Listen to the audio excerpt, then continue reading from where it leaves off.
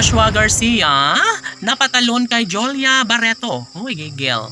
Kung ano man ang mga problema na pinagdadaanan ni Joshua sa kasalukuyan niyang pag-ibig, aba, dapat na mag-worry, dapat na mawala ang takot at pangangamba ng binata na si Joshua dahil alam naman natin na nariyan lamang si Jolia Barreto na patuloy sa kanya ay nagbibigay saya at kaligayahan. Why gigil? Of course, nararapat lamang na magkaroon sana ng habang buhay na relasyon si Joshua at Jolia dahil kapag mangyayari na mawala pa sa kanyang buhay, ang aktor ay talaga nga namang malulungkot at mababagot habang buhay ang pagkatao ni Jolia Barreto.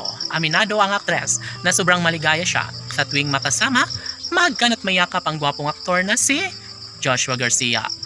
Natural lamang na kanilang ipagpatuloy ang kanilang tunay na nararamdamang pagmamahal sa isa't isa.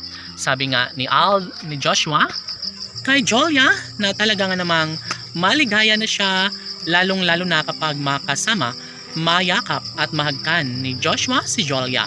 Abay, hindi madali para aawatin ang tunay na nararamdamang pag-ibig ni Joshua kay Jolia dahil kung tutuusin ay malaking kawalan sa buhay ni Joshua kapag pakawalan pa niya ang pretty girl na si Jolia. Okay, gigil.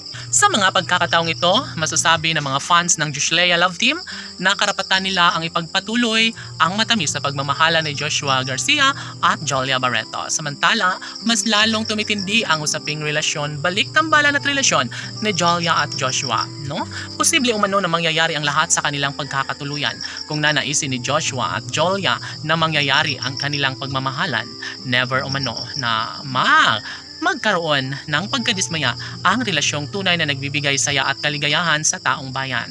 Sabi nga ni Joshua Garcia na sobra umano siyang malulungkot kapag tuluyan na maikasal sa ibang lalaki ang pretty girl na si Jolia Barreto. No, sadyang hindi talaga matatanggap ng gwapong aktor na si Joshua Garcia, lalo na kapag sa ibang babae maikasal ang gwapong aktor na si Joshua Garcia. Maging si Jolia ay gulat na gulat at tsak na magiging magulo ang kanyang buhay kung sakali man na mangyayari na mabulilyaso ang aktres sa pagmamahal ng gwapong aktor na si Joshua Garcia.